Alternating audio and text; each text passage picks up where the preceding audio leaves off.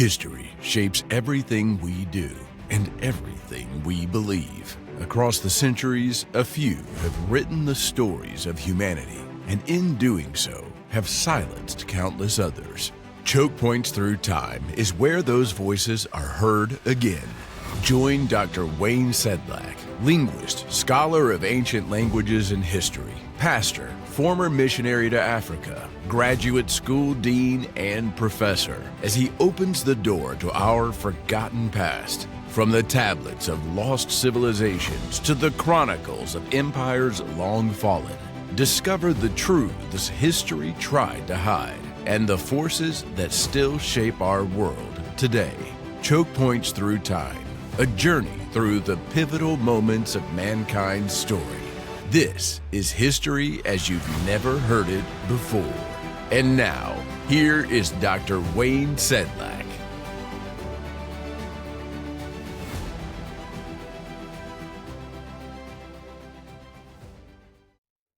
Well, again, I'd like to welcome you to yet another edition of Choke Points Through Time. We have been studying something which gets very, very little notice when dealing with the occult and spiritism, and there's a lot of interest suddenly in Satan and the devil and the spirit world and the various things that accompany that, everything from ghost stories to demonic possession. But what there isn't is that I believe to be most important about establishing his presence, his purposes, and his tactics as seen in the word of the Lord. And that is the patterns of his behavior. What is it that he shows? How is it that he shows up in doing the same kinds of things? Obviously, different eras, different people, different nations, but the same kind of patterns of behavior. We've studied quite a bit of that. We saw, for example, ancient Tyre, a merchandising, banking, merchandising city-state of the ancient world. And the prophet Ezekiel is the one that identifies what that was, that it was satanic. In fact, the king of Tyre is called satanic, or the devil himself, the real king behind the kingdom. The king, earlier on, the one that became most famous concerning biblical history, was Ethbaal. Ethbaal was the kingly priest of Baal over Tyre. It was he who helped make Tyre a great power in the Mediterranean. His daughter was Jezebel. No wonder she's defending and raising up and defending the prophets of Baal against the prophet Elijah. She's married to Ahab. Ahab, his father, Omri, another man who is scripturally considered extremely cruel, extremely evil by the Lord. Omri was a powerful man of the northern kingdom of Israel. He married off his son Ahab to Ethbaal's daughter Jezebel.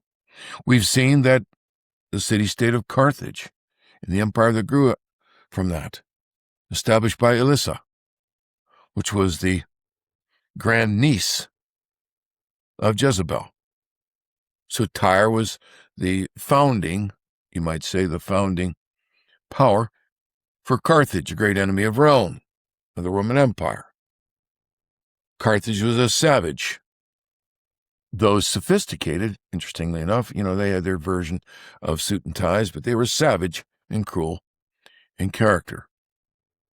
These are patterns that show up. The warfare mentality, the sexual outrages, or that which is contrary to what God reveals according to his word. The alternative sex, the sex outside marriage, actually is the way I should put it, of any form, contrary to what God intends for the married estate between a husband and a wife. When Satan shows up, there's two extremes. We've seen that as well. The one extreme is public nudity, public sex outside marriage. Then there's the other in 1 Corinthians 7. Incontinency, necrosia. Incontinent in spirit because one mate, or maybe even both, defraud each other inside marriage of sexual relations. And we're told that Satan invests himself in that kind of home. The Apostle Paul warns against that. Warns against what is translated by the King James as incontinency. It's an inadequate translation. It means someone is out of control. Starts looking elsewhere, for example. Can't control his passions. And we know that the complications that arise from that are not just sexual. We saw those that commented, historians that commented on a nation out of control sexually. They can't control their passions. We see they can't control, therefore, their opinions. Their mind is out of control. The presence of such nudity is one. The presence of division, we saw that. As Satan divides, actually he fractures all covenants. That's the word in the Old Testament and in the New that's used of what he attacks. Berith in the Hebrew. He fractures covenants. We just described one, a husband and wife. When sexual relations are missing for a lengthy period of time, and I'm not talking about where there's been an accident, although, again, temptation can enter in there. When there's just simply defrauding, that's the word that Paul uses. Satan will fracture the home. He doesn't just stop with the parents. He aims at the kids and the parents too. What happens to the parents will affect the children. We saw the French, the great French economist, Frederick Bastiat. He didn't put it in terms of Satan's presence, but he used words that would demonstrate it was satanic. He spoke of the socialist. Wherever Satan goes, socialism in some form follows every time. The Bible doesn't use that term. It's a relatively modern term. It uses the propensity toward kings that become their own authority, and they begin to seize persons, lands. They want control of the factors, what an economist would call the factors of production, in particular, the money and the capital goods, tools, dyes, equipment, modern world tractors, satellites, and the propensity to change all of that to move toward war. It's another demonstration of the presence of the devil. We see that in 1 Samuel. In 1 Samuel, the people wanted a king like the nations. And that is devilish. In fact, we find that Saul, who becomes a king like the nations, is given over to Satan for torment. He'd have done better to repent, but in the background we find that he's actually pursuing idolatry. His youngest son, for example, Ishbosheth. The original name of Ishbosheth is Eshbaal, name for Baal. You can see the patterns toward idolatry, centralized control, even centralized money systems. Isaiah links inflation and the defrauding of the monetary unit with spiritism in chapters 1 and chapters 2 of his preaching. In other words, people are being robbed, they're being defrauded yet again. Satan is a thief, he's a murderer, he's a liar.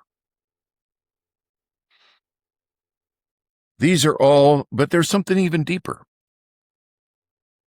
One other thing we saw before we pursue a standard, you might say, used even in the public schools. A standard from ancient civilization.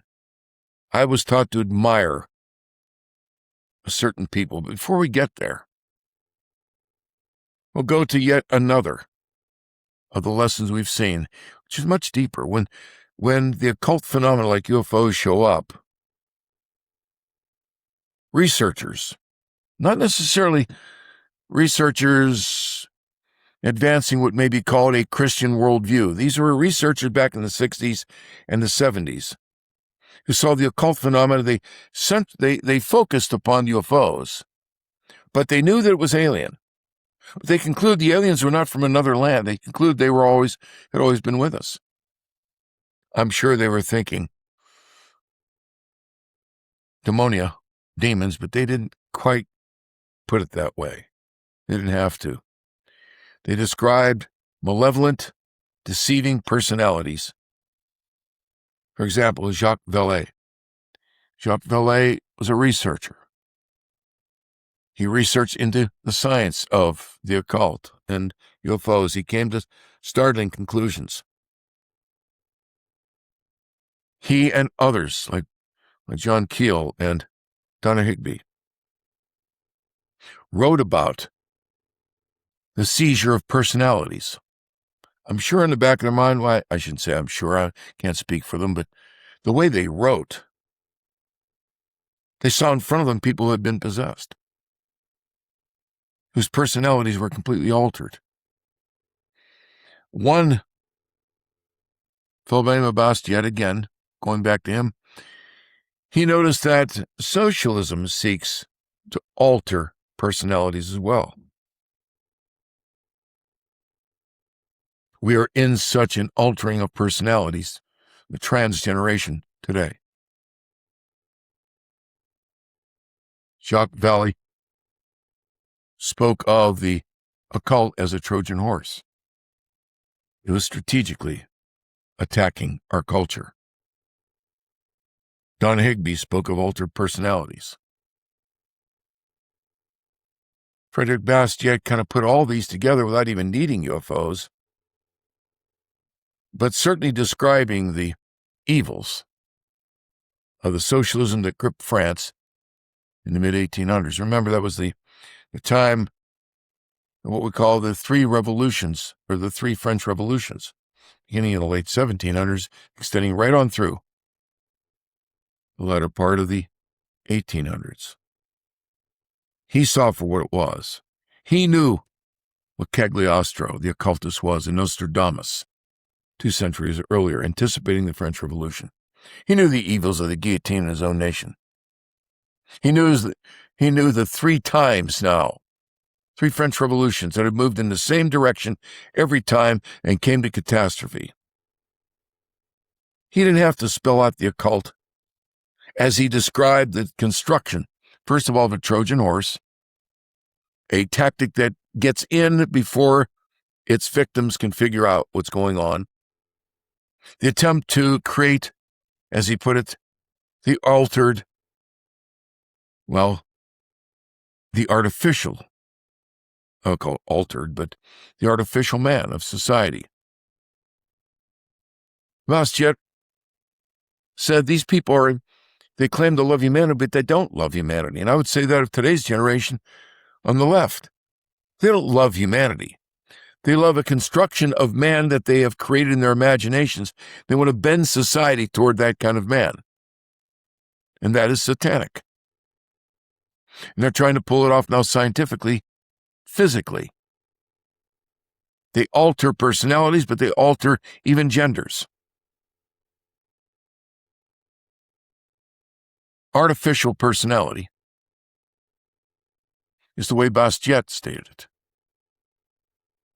In order to fit such a person, as he further developed into an artificially created society. The society is abnormal. Socialistic societies are always abnormal. I know that socialism doesn't sound like much of a term. It was coined to sound innocuous. In other words, it wasn't coined to pose itself as a threat.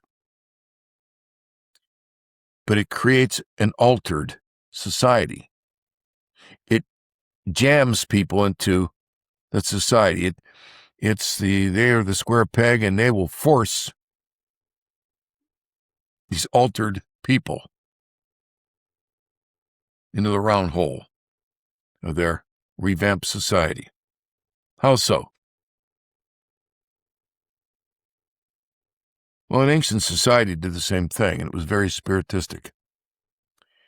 As a boy, I remember being taught in the schools to admire Sparta. You've heard the stories.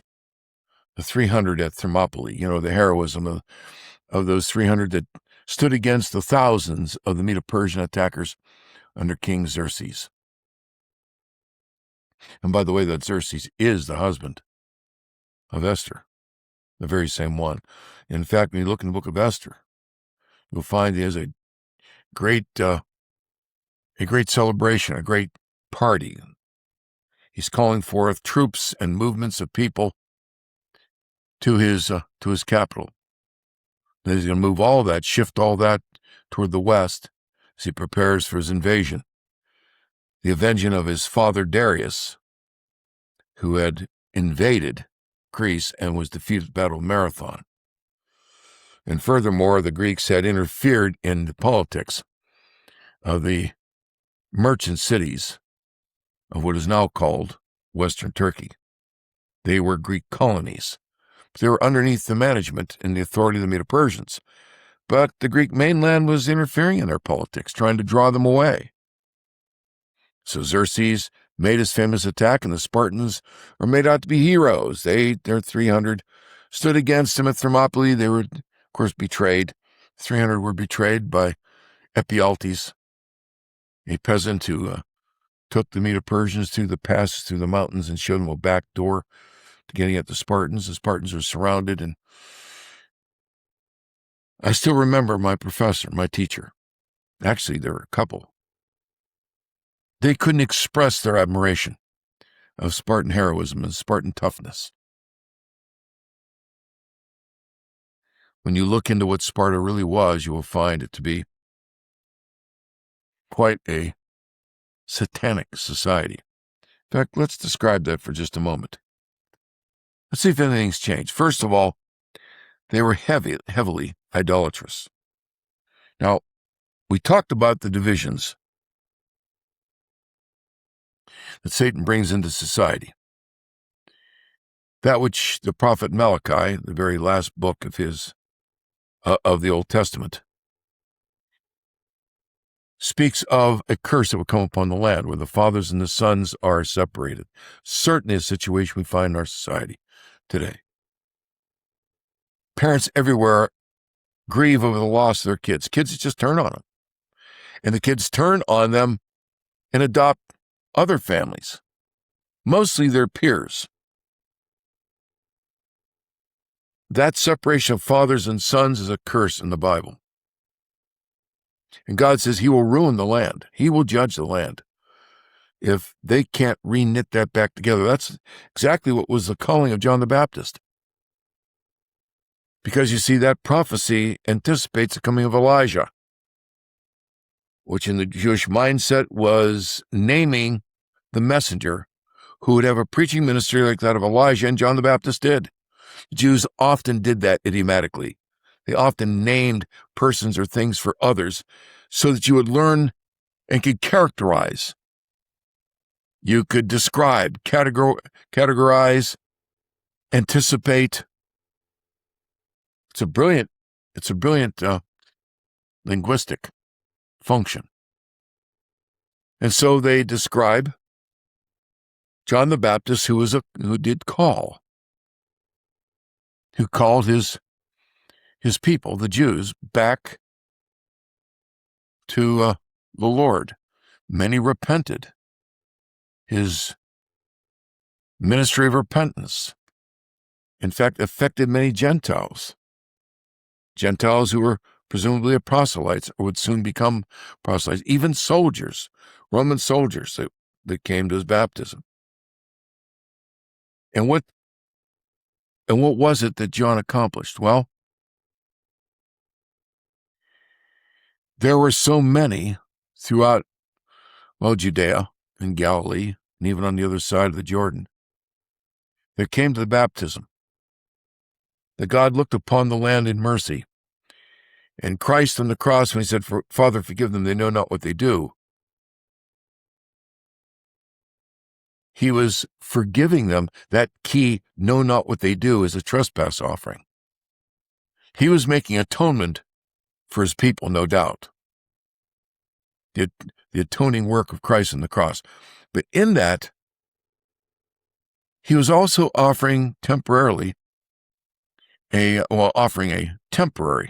pardon for a generation of his people that would become Jewish converts and lay the foundation to the church. He forgave Israel for 40 years until it was clear that they did know what they had done. Instead of just a clique of people, a few people had done that to Christ. It got to the point, according to 1 Thessalonians chapter 2, that they did know what they were doing. They were opposing, ostracizing the church. Paul refers to the churches in Judea that were persecuted by the Jewish Sanhedrin,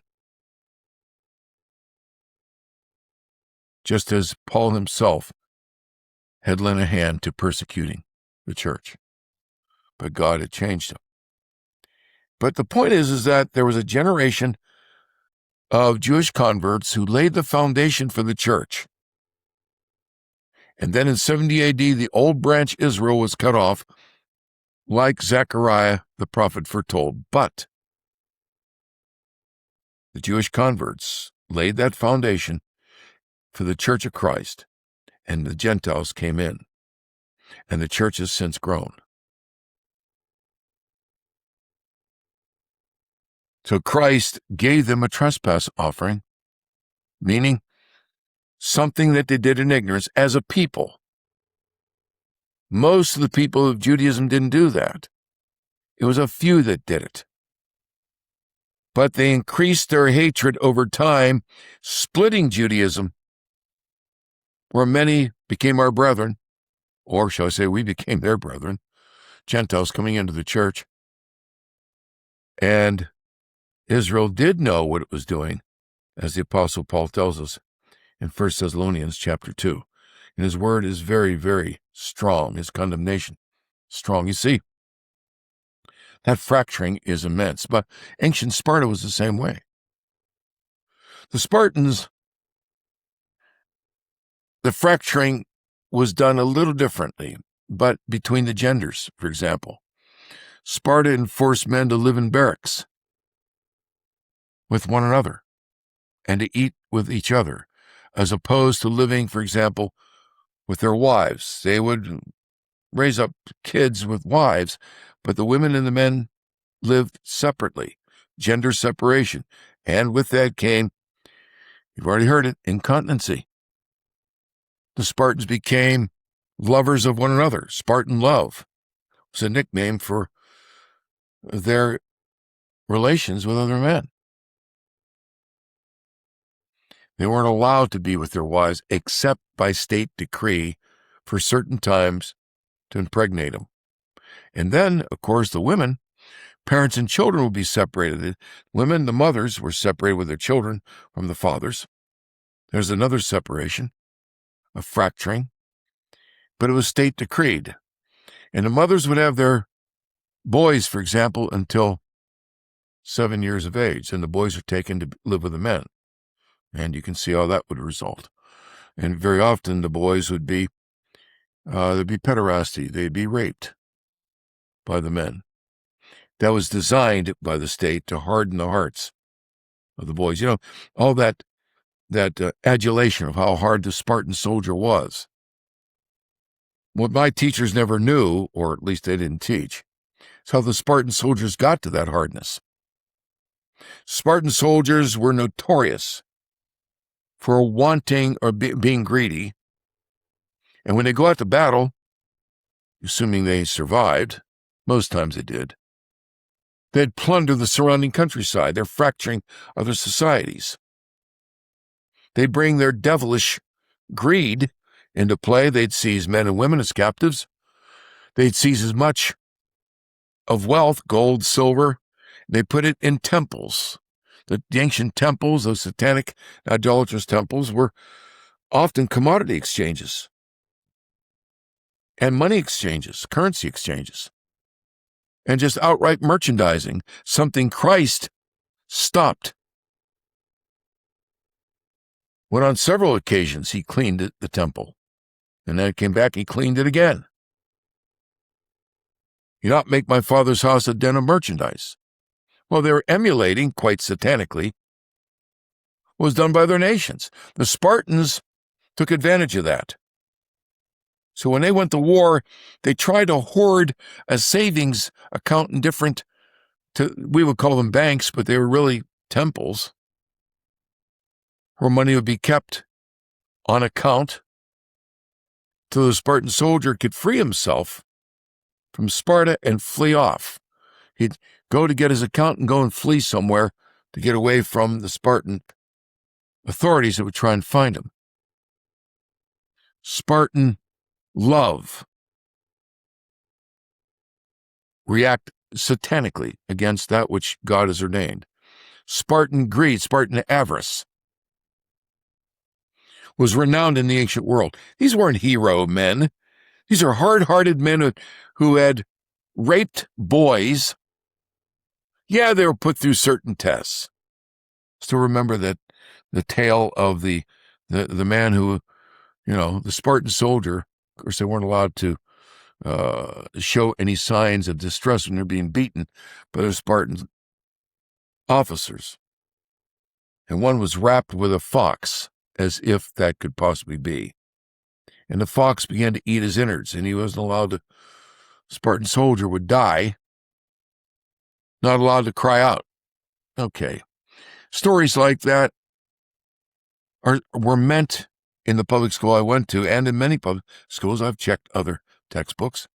When Sparta comes up, there's this adulation. Even Christian textbooks have in the past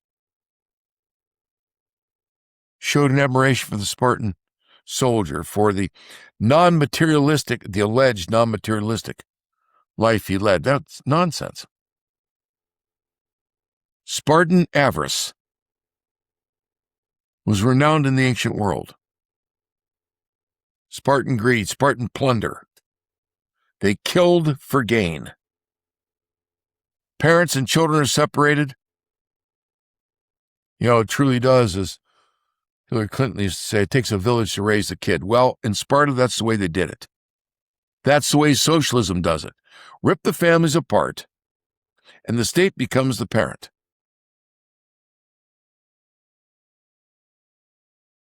That's why Bastiat called it an artificial society. He knew what he was talking about.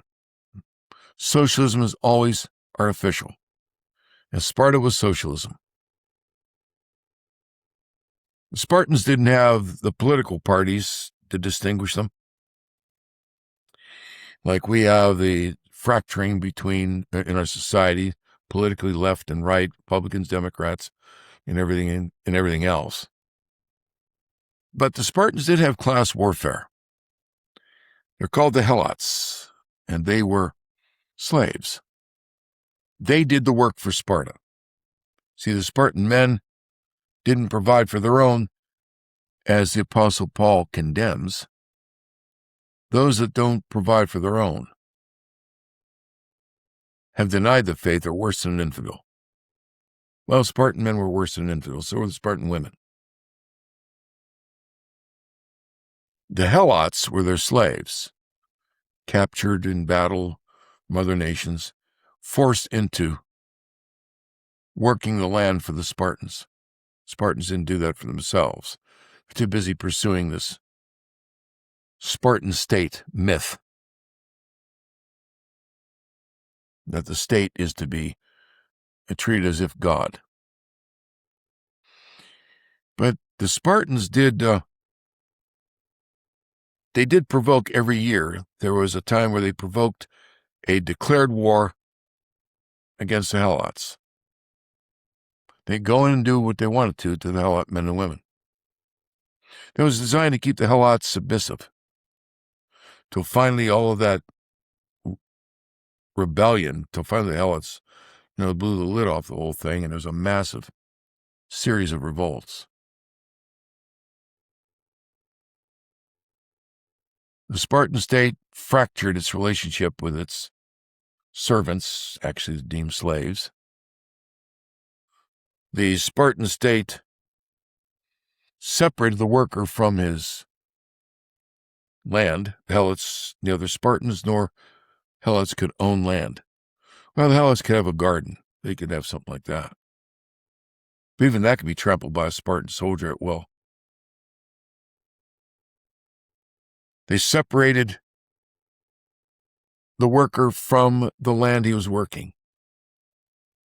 He was given the tools and the tasks. They separated, and here's a key to understanding a Spartan state or Bastiat's socialist France. One of the most important things that's never talked about when it comes to socialism is the fact the state determines your calling. God gives men and women their callings. But in a ever-increasingly socialistic society, moving toward centralized authority and dictatorship, where people are treated as if they're cattle, the state determines your calling. The state sends you where it wants you to work. If it gets that far into the culture. So far, there are restraints. This idea that we're already lost, socialism, is a defeatist attitude. It neutralizes the resolve of people to take a stand, to resist evil. We're not gone yet. Not by a long shot. Although, we could go to the Spartan state quickly if we allow a number of developments. Between capital and labor is an easy one. Spartans weren't allowed to own money. No money was allowed in Sparta. And of course, as I already told you, the Spartan soldier would hoard coins, gold, silver, things of worth, and keep them in what we would call an account. In this and that temple, you'd even diversify the temples. But there in Sparta, you're not allowed to have any money. So you work, and the state determines what you get for your work. The state allocates not just your calling, but the reward for your task. And it wasn't even a reward, it's just an allocation, a rationing. So the labor is separated, his labor is separated from its rewards, namely capital, money, incentive to produce, to be productive. In a modern state, there's class structure that's designed in every socialist state. When it's legally enforced, I'm not talking about the natural, shall we say, elevation of people out of poverty, like the Abe Lincoln story. There's always going to be differences of position in society. But when a government establishes certain legal restrictions that keeps you within a class, it's separating you from other classes, except you may use them to your benefit, not necessarily to theirs. You can't marry outside that class. You can merchandise with the lower class. You are merchandise to the higher class. Sparta had the same, and a little different. It was the slaves and the Spartan soldier.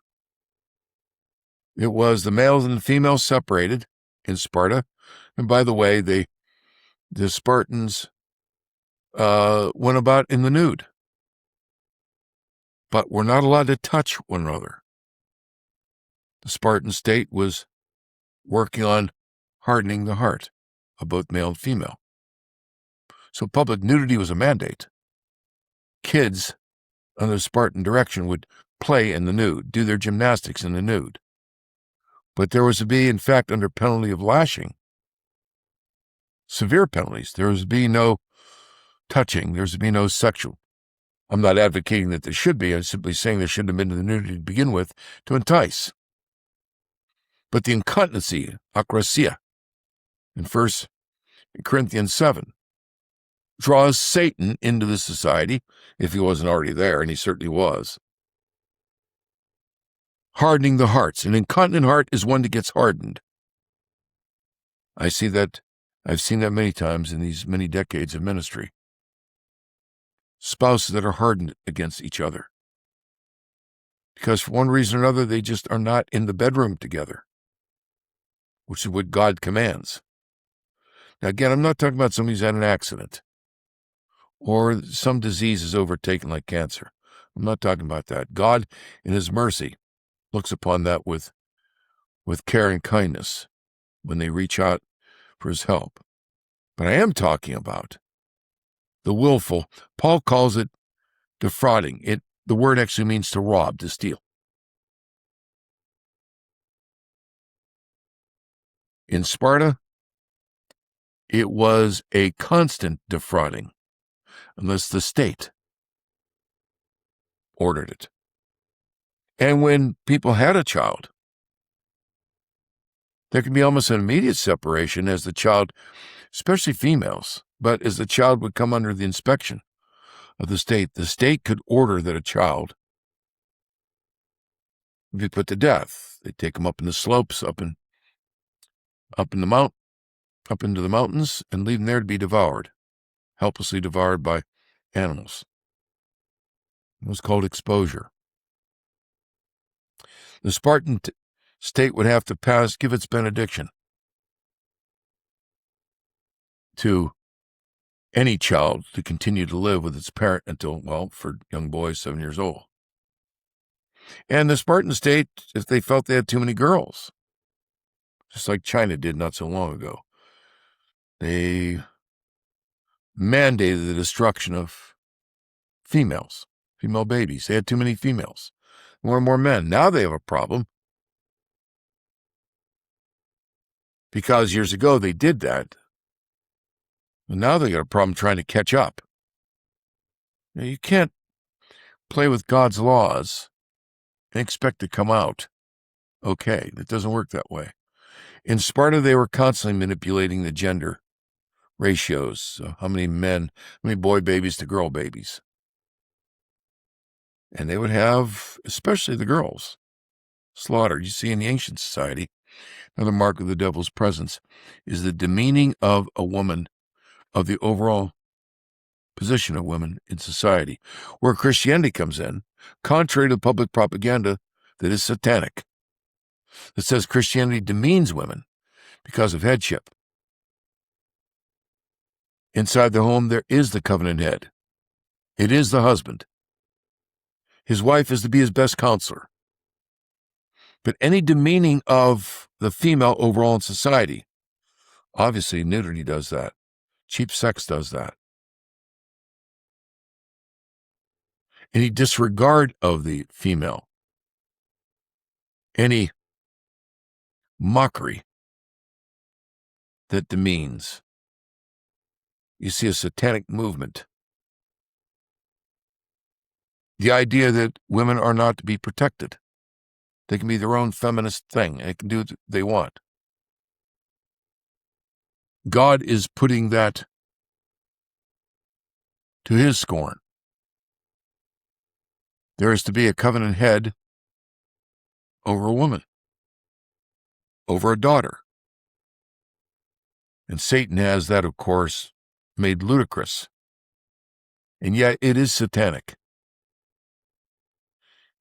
The idea is that men are superior, which is nonsense. It's one way they get to this ridicule. There's not a superiority in male or female. There's different callings. Therefore, there's different roles they play. Men are not put in the position of headship because they're better or smarter. They're put there to provide and to protect. And they're put there to get back what Adam lost. You see, Eve, we're told by the Apostle Paul, sinned in ignorance.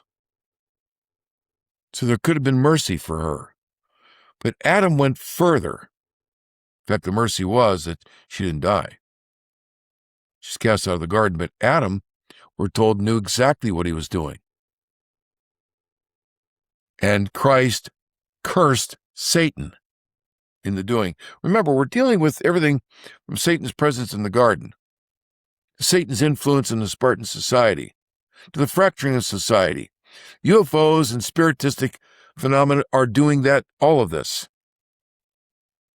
One of the things the point made by Donna Higbee and by Jacques Vallée and John Keel, researchers back in the 60s and 70s, is that there was an agenda to these beings.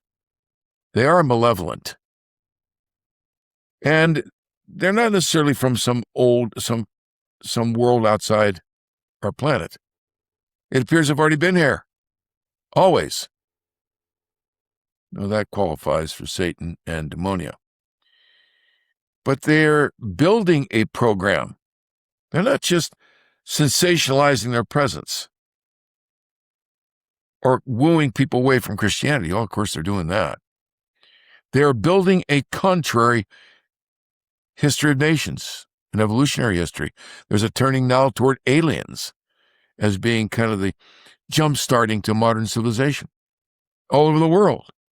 That's another alternative artificial history. It has some truth, but it's not anywhere near the real truth or the whole truth. There is the altering of personality when people are possessed. There's the influence upon society and a whole different look at what culture is with the introduction of these sensations, these signs, these wonders. The establishment of places, for example,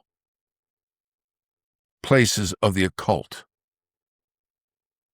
It's not that the spirit world can't leave those places.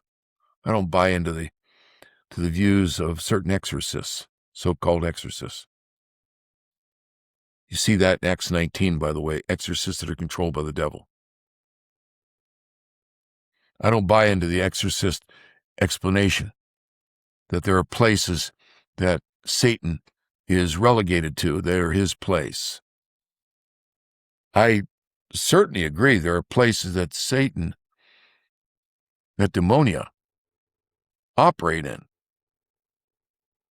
But it's designed to build a human reaction.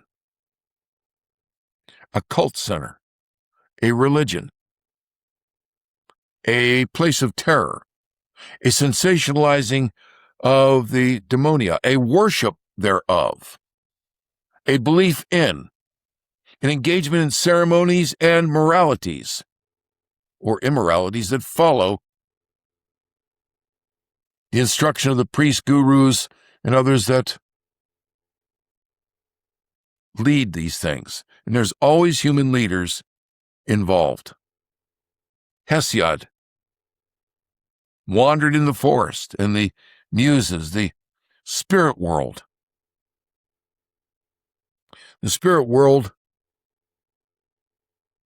seized possession of him. What did he do? They came up with a new set of spirits called Zeus and the gang.